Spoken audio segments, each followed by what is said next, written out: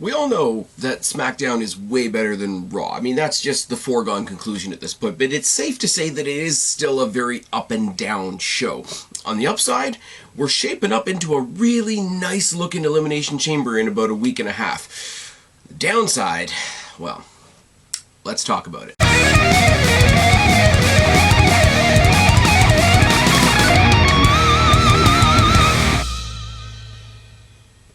What's going on, everybody? It's your buddy, it's your pal, Spaz, Phoenix, the YWC Reality Check, and this is your SmackDown review for February 12th, 2021. I want to say a couple of things, a couple of greetings right off the bat. Happy Valentine's Day weekend. Happy Family Day weekend if you live in the parts of Canada that celebrate Family Day. And happy, if you know good wrestling, happy NXT TakeOver Vengeance Day weekend. Now, cheap plug, if you're listening to this when this podcast drops, the immediate previous episode of this show will be myself and Super Sexy Jake DeMarco previewing everything you need to know about NXT TakeOver Vengeance Day and a couple of other issues floating around NXT at the moment. It's a lot of fun. As always, shout out to Jake DeMarco. Go show him some love at Countdown Ended on YouTube, Twitter, and pretty much everything else, I think. Now, what do we know about Elimination Chamber so far? We know that they threw together an Elimination Chamber match on Raw. Just, here's Drew, and here's some guys, and we're going to put them in the chamber, and it's going to be fine. What do we know about Elimination Chamber on Raw?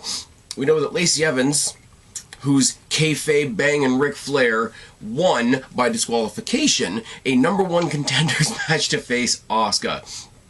We know that the legendary, super well-known tag team of Lana and, because it's February, Naomi are going to get a shot at the Women's Tag Team Championships. Don't worry, you can leave them aside when my girl Shotzi and Ember Moon win the Dusty Classic and they come for those belts. It'll be fine.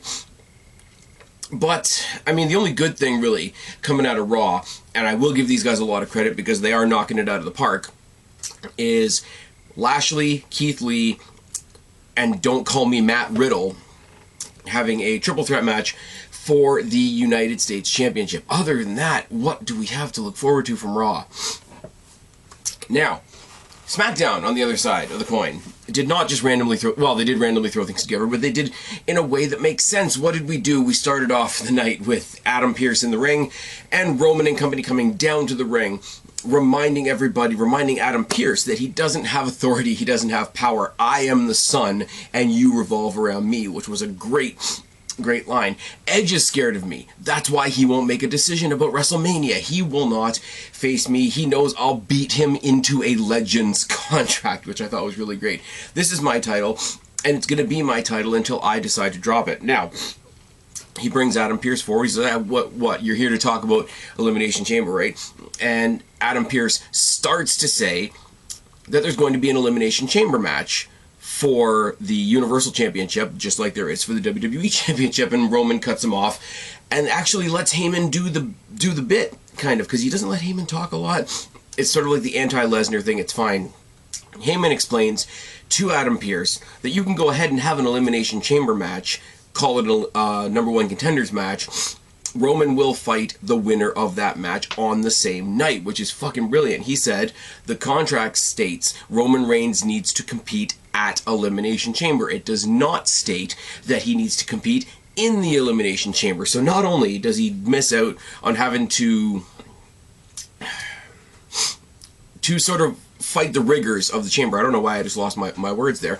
Not only does he miss out on the rigors of the Elimination Chamber match itself, he benefits from the rigors because whoever he has to face will have just been through those rigors. I'm saying rigors a lot. But also, even though I don't want Edge to pick Roman, there are better reasons. Go back to the previous pod, we talk about it in a lot more detail.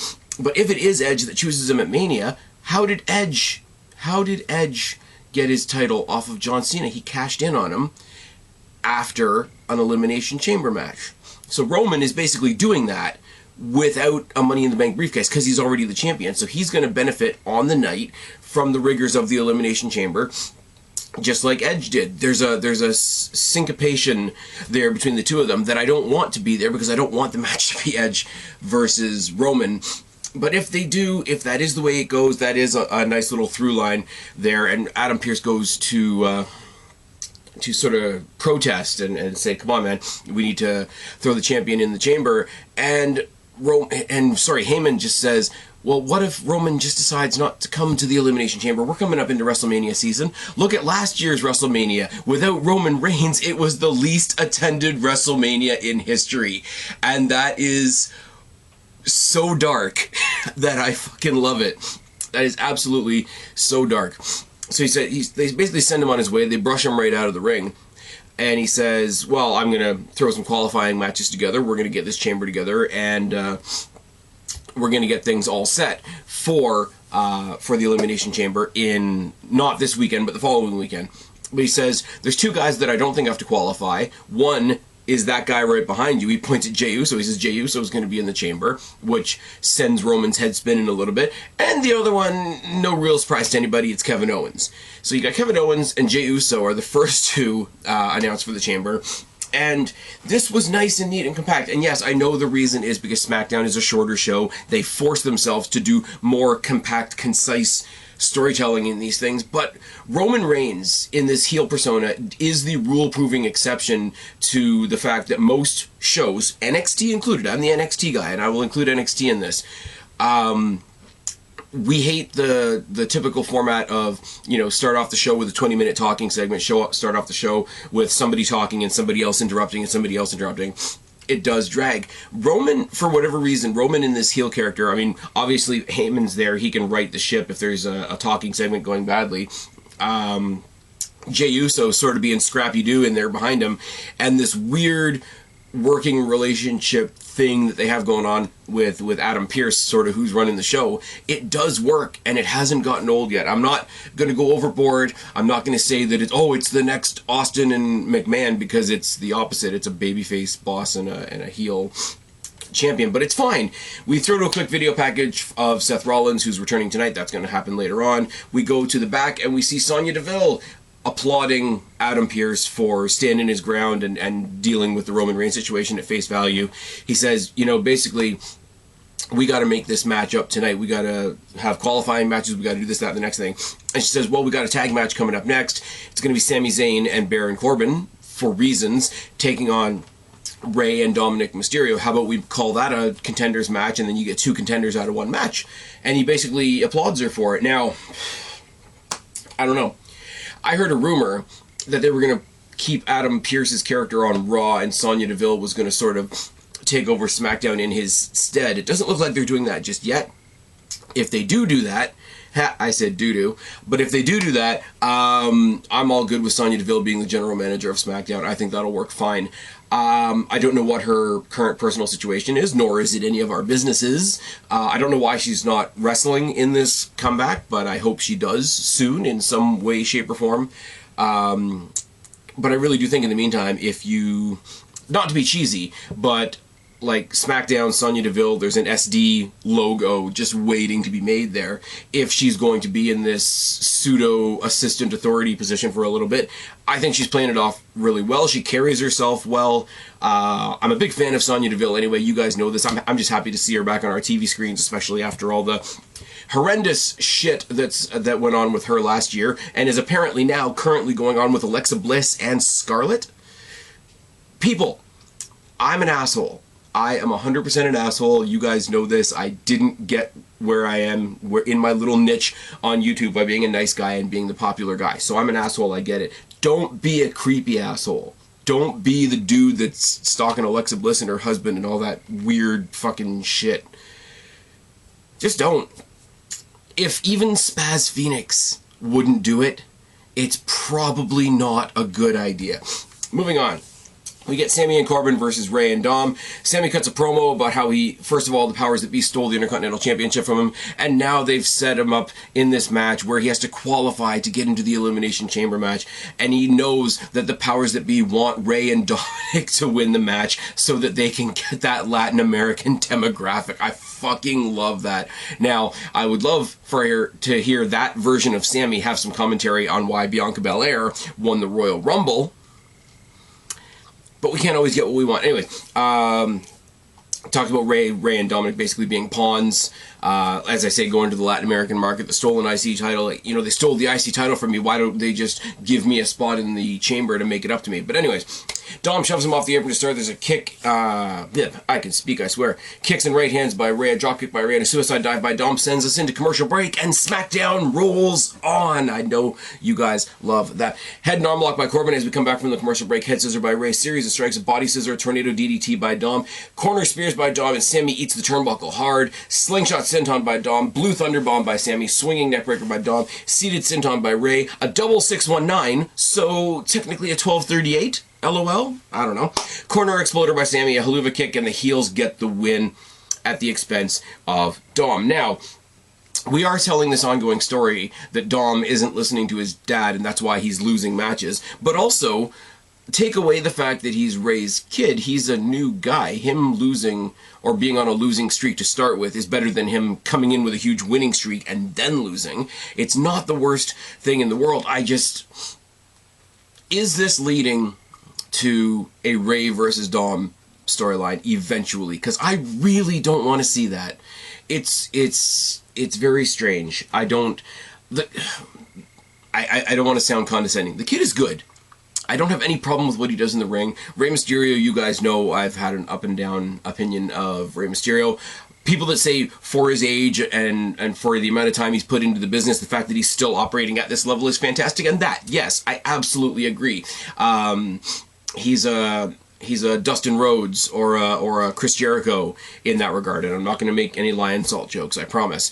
But I don't know where a Mysterio versus Mysterio match goes, because I don't want to see either one of them be heel. I'm not invested enough in Dominic as an individual character to care about him turning heel, and I wouldn't take a heel Rey Mysterio seriously in the slightest. But so where do we sit right now? We sit with Uso, Owens, Corbin, and Zayn so far for the Elimination Chamber. In the back, we see Pierce and Sonya Deville in, I guess, their office. And the Dirty Dogs come in, and they pitch themselves for 2 spots in the chamber. And immediately when Sonya Deville says, I have an idea how you can qualify, I thought she was going to make them fight each other. And I know that doesn't make any sense. They're tag team partners. They're tag team champions right now. Why would you put them against each other? But I would just love to see a match between Bobby Roode and Dolph Ziggler. I don't know if it's Bobby, Robert. It is what it is. But I like them as a team, so I'm glad they didn't do that. They have a qualifier tonight against Bryan and Cesaro. That doesn't hurt my feelings at all. That's going to be really good, is it not? Bryan's, shelling out for everybody else at the moment. Cesaro apparently re-signed his contract. I'm not that up on the dirt sheet side of it, but they finally seem to be giving him and Nakamura a push. They seem to have turned them both face out of nowhere, which seems to be going pretty well. Shinsuke Nakamura's got his old music back, which is a theme tonight, as we're going to talk about later on.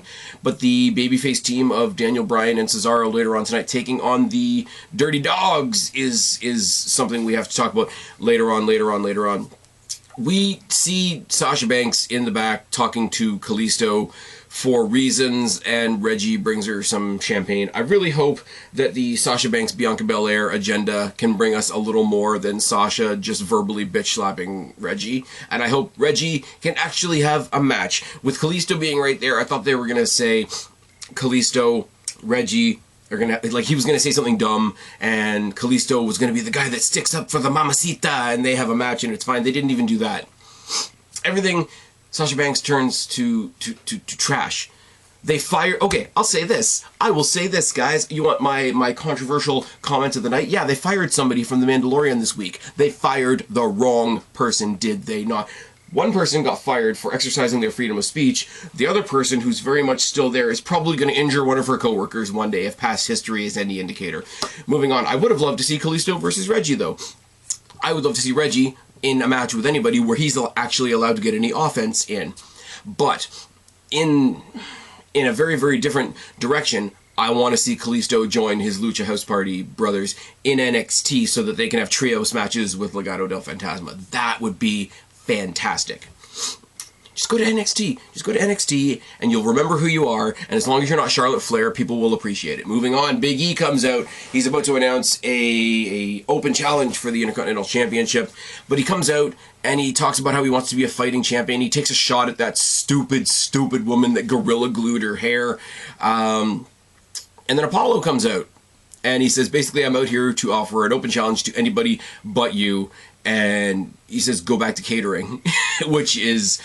the catering thing is always funny because it was a thing that wrestling fans and internet fans sort of took on whenever we had somebody we didn't like. Oh, you know, this guy's so... Ricochet, for example. Ricochet is so good. How are they keeping him hostage in catering? So now when the wrestlers use it, call me crazy, call me somebody that looks way too much into it, them actually making it part of their vernacular now as an insult sort of feels like they're very falsely putting one arm around the shoulder of the crowd, which is fine. And then they have a very serious moment. He's like, and he's not disrespectful, but he's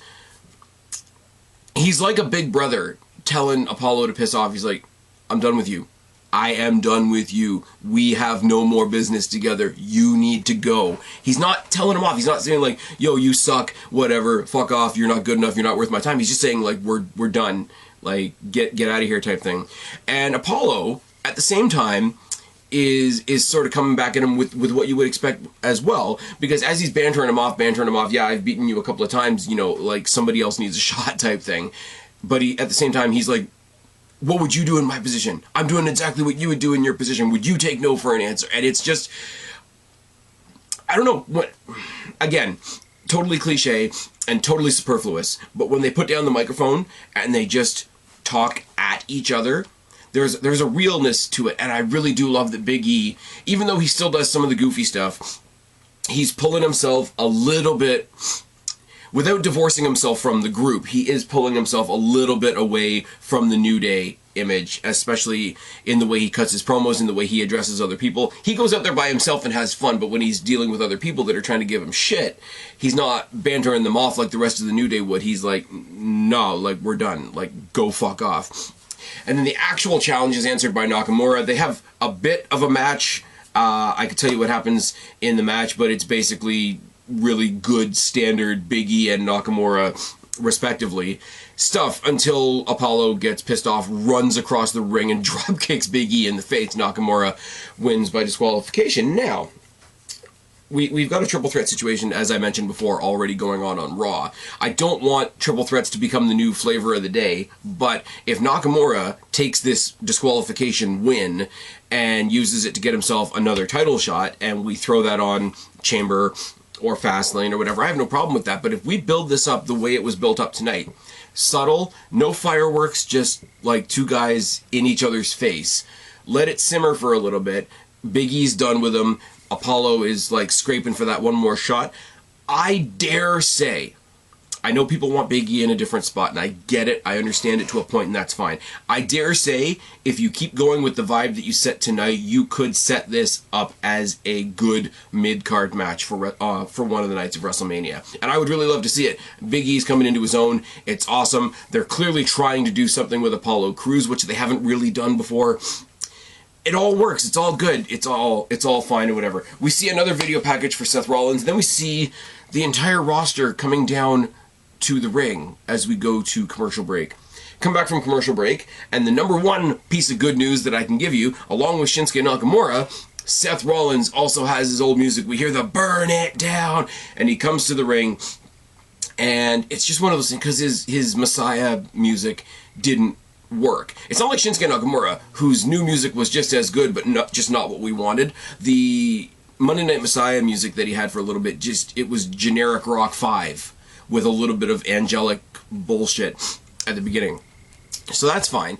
But Seth Rollins came out, and I have to say this, I don't know why I notice these things, and they don't really matter at the end of the day. The man came out in an all-leather suit, and when I mean leather, I mean like pants, jacket, shirt, tie were all leather, and dress shoes and no socks. I got nothing. Comes out, cuts his promo, tells everybody it feels good to be back. Everything's changed. I knew it would change while I was gone, but the thing that's changed the most is me. I'm a parent now. I'm the father of the most perfect baby girl ever. I've gotten a brand new vision for myself in my career and what wrestling means to me and all that. But it really leaves me to wonder, where do I fit in? Throw in the switch. I am the great leader SmackDown needs, SmackDown savior, Roddy Raw. He goes into this mode where he's almost just playing one of his old promos on repeat, and the camera pans away, and everybody bails. He doesn't even realize they're all bailing, and his promo ends with, guys, I'm here to lead you. I'm here to give you everything you need to succeed as a brand. All you need to do is, and I'm sure it'll become a hashtag, embrace the vision. He turns around, nobody's around the ring except Cesaro, and he just looks at Cesaro long enough for Cesaro to shake his head at him. He's like, man, you haven't changed at all. Head up the ramp. This makes him snap. This makes him run up the rampway, chop block, beat down, the whole fucking business. And he's saved by Daniel Bryan. Why is he saved by Daniel Bryan? Because for one night, just tonight, they are tag team partners. And they try to sell on commentary that Daniel Bryan all of a sudden respects Cesaro because he couldn't beat him in the ring, which is fine, I guess. We get a video package on the old Elimination Chamber, the pay-per-view, the gimmick, explaining the gimmick for people that don't know. And I understand the criticism of, like, we don't need to paint by numbers on what the Elimination Chamber is, but I also have always kept in the back of my head that you shouldn't always cater to brand new fans or people that aren't fans yet, but it is good when you have flagpole events of the year to throw a video package in like this for the people that are watching it for the first time. And trust me, I know, especially in the COVID era, there's not very many people that are brand new picking up wrestling for the first time right now. I get that. But there's one or two, and a video package like this does set the stage for those people. It's the same as people that have never seen a Royal Rumble before. Yeah, you can hear about it from the fans, you can hear about it from whoever got you into it, your dad, your big brother, your mom, your big sister, your friends, whatever. But this is just, it gives you like the visual cues. Now, with that being said, they got to be careful with the Elimination Chamber because they have changed the Elimination Chamber over the years. They've changed it to the square plexiglass and padded floor thing and whatever, which is fine. I get why they did that. They did it for the safety of everybody. They did it so that they could do probably more spectacular spots and keep it a little bit safer for everybody. I'm not bloodthirsty. I'm not one of those, what about the Attitude Era guys? But you can't have a promo package full of all the old chamber footage to sell what is not the same Elimination Chamber anymore. I think you just set yourself up badly for that. Like, when they do Hell in the Cell now, Hell in the Cell has also changed. They got the red, and I don't really, I care about it for the first 5 minutes because it looks kind of dumb, and then the match is what it is regardless. But you cannot show brand new wrestling fans Mick Foley versus Undertaker in Hell in the Cell and say, that's what you're going to get on Sunday, because you're not. And it's probably a good thing, but you're going to get people thinking that they're getting something that they're not. And it's not totally horrible. It's just something WWE, as I just said on my NXT review this week, WWE is great at video packages, but you still have to monitor what you put in those video packages. Tell me if I'm wrong. Tell me if you disagree down in the box below.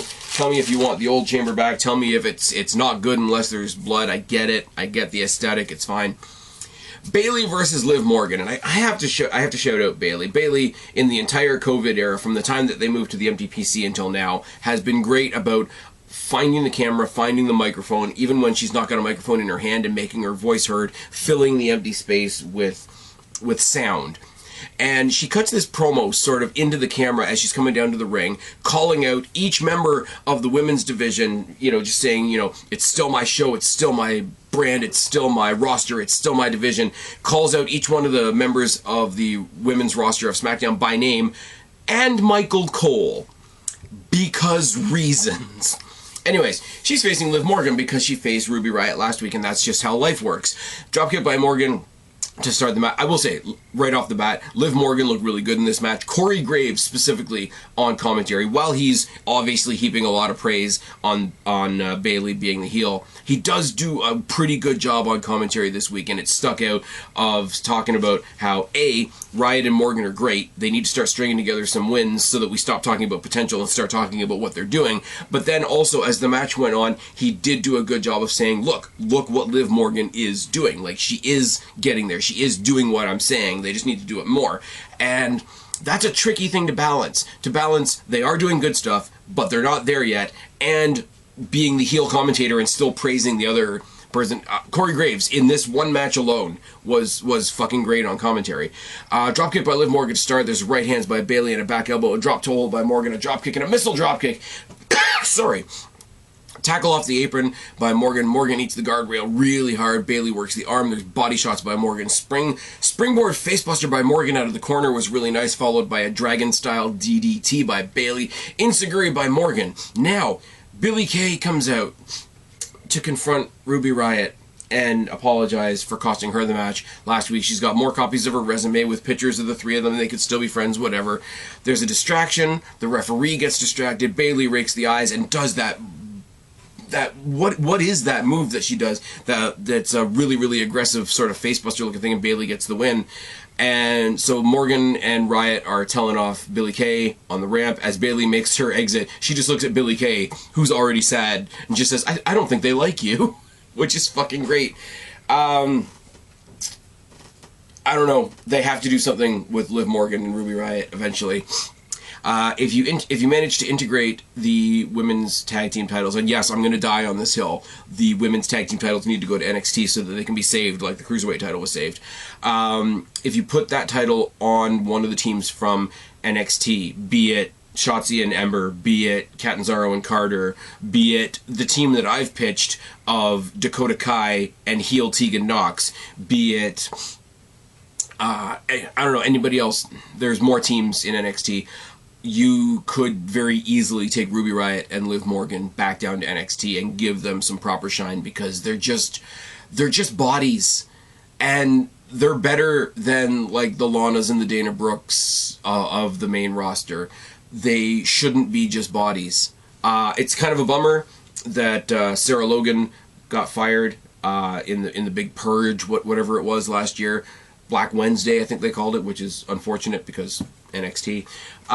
She's gone off and had a kid. Like, Becky's gone off and had a kid, and Becky's going to come back eventually, and all the people that I want to see... I love Becky Lynch. I'm going to pop the minute she comes back, and there's nothing that's going to stop that. But it is, again, going to push down these other people that I would love to see come up, which is why I really don't want anybody coming up from NXT right now. The women's division in NXT is fantastic. Me and Jake just did a big...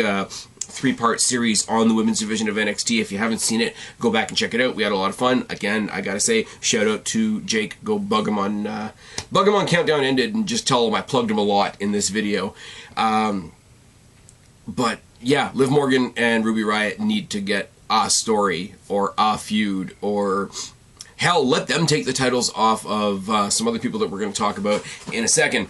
But first of all, we got the Street Profits, and the Street Profits were at some racing thing. I don't know about racing, but they gave a belt to some guy, and he gave them solo cups with race logos on them, which is fine and wonderful. And they're taking on the Alpha Academy, which is obviously Chad Gable and Otis. They show a little preview in the back of them practicing this new move that they're going to do, which is basically going to be Chad Gable setting somebody up for a suplex, and Otis giving them a lariat. And it's going to be a lariat into the suplex. They're doing it with a heavy bag, which I thought was really interesting. He says, throw him to me, and then he does the bit. Now, I find it funny. I'll always find it funny if there's a move like that, where it's the smaller guy that's doing the lifting. Because in your mind, you think the bigger guy's going to be the stronger guy, lower center of gravity, etc., etc. But Gable's also not really human, is he? Dawkins and Gable start the match. There's a takedown by Gable. There's some chain wrestling. These guys, all four of them, at least in the beginning portions of the match, look like four baby faces that are having a good time in their match, and they're sort of not taking it easy on each other, but they're sort of giving each other, you know, the wink and the nod, like, hey, you know, good for you, good for me, good for everybody type thing. Ford works the arm. Gable reverses a corner reverse sequence to follow. Grounded armbar by Gable. Double team by the Profits. Side a side lock sleeper by Dawkins, and that's what I've written down because that's what it looks like. He's got him in a sleeper, but it's a sleeper from the side. It looks really awkward. It looks twice as painful. It does the job. Dawkins is the second biggest guy in the match, so anybody that he puts a sleeper on is going to look huge, isn't it? Body Avalanche by Otis to be the actual biggest guy in the match, which is fine. Gorilla Front Slam, Overhead Suplex, and a Corner Splash. Caterpillar. Ford tosses Otis out of the ring as they go to do their brand new finisher, so that didn't work. Spinebuster, elevated Spinebuster by Dawkins, Splash by Ford, and the Profits get the win. And as the Profits dance up the rampway, Sasha Banks dances down the rampway, and it's as cringe as it sounds. Bianca Belair and Sasha Banks come out to the ring. They both grab microphones and lick each other's assholes a bit more. Baszler and Jax come out to tell them basically how stupid they are, tell them a bunch of truth, and get buried for it. And yeah, Shayna Baszler, almost record-breaking NXT Women's Champion, is getting, has to sell for SmackDown's Mean Girls, and it's terrible. And the agenda is strong with this one. Anyways, your main event is the Dirty Dogs versus Bryan and Cesaro.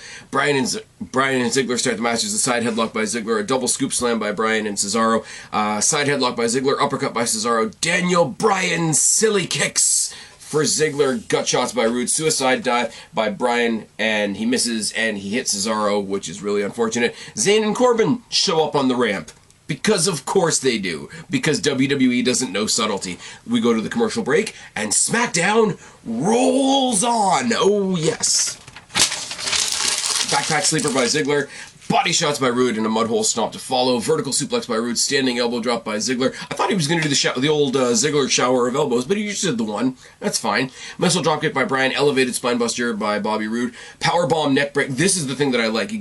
Each one of them grabs a leg and an arm. They toss them up into this powerbomb neckbreaker combo that they've been doing. It doesn't have a name. It's fine. It's going to be like the Glory Bomb or some bullshit like that, because WWE will just stick words together and it'll be fine.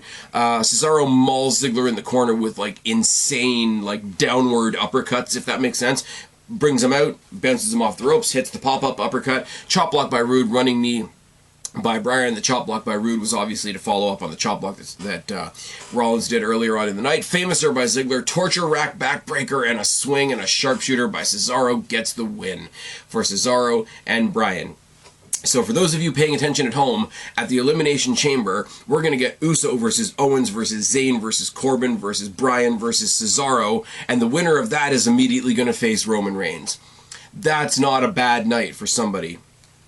The only way that's a bad night is if it's like Bryan and he starts at 1 and lasts through the whole chamber and then has to face Roman. Like that's the scenario they're probably going to set up, isn't it? Now, while they're celebrating, they don't get to celebrate for very long because Corbin and Zayn pull out Bryan and they double team him on the outside. Jay comes from the opposite side of the ring, cracks him with a chair, and it was a pretty decent shot. There's 5 of them brawling.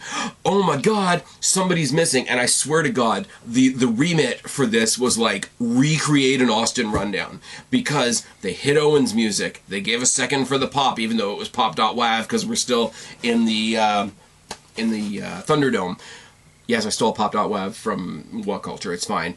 Go in there, stun everybody, leave. That's the end of the show. It's fine. And then Owens cuts his promo down the camera to Roman Reigns, who's watching in the back, basically doing the whole I'm not finished with you thing.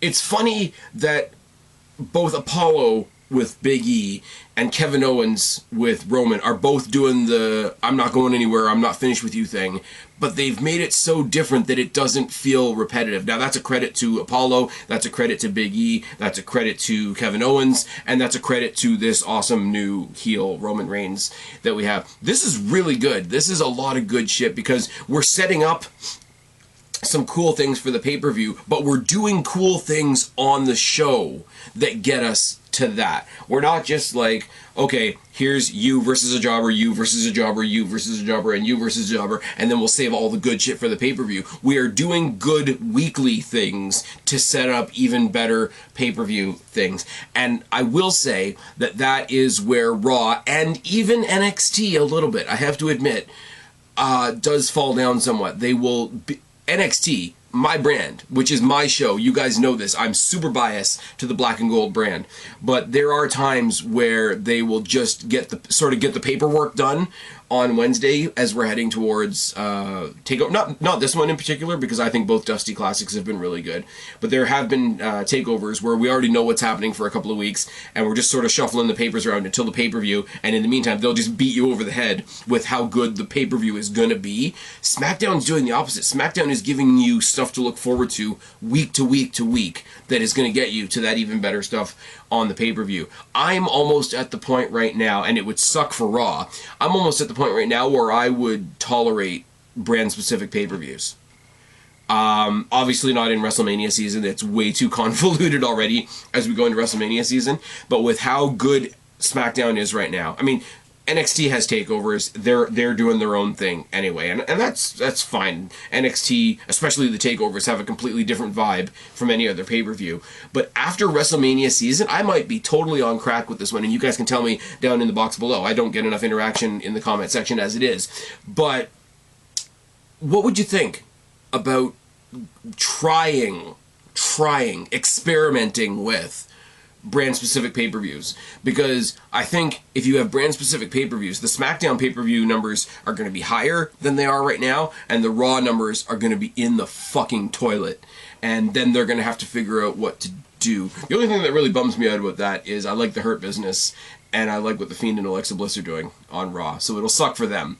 But, I mean, at the end of the day, The Fiend is this ethereal character that can appear anywhere and bring his hot girlfriend with him. It's fine. I'm rambling now. It's Friday. It's tired in here. I've been Spaz, your YWC Reality Check. Subscribe up there. Talk down there. Start a conversation. Keep all of these conversations going. Don't be a stranger. I will talk to each and every last one of you later, but for right now, I'm tagging out. Bye, guys.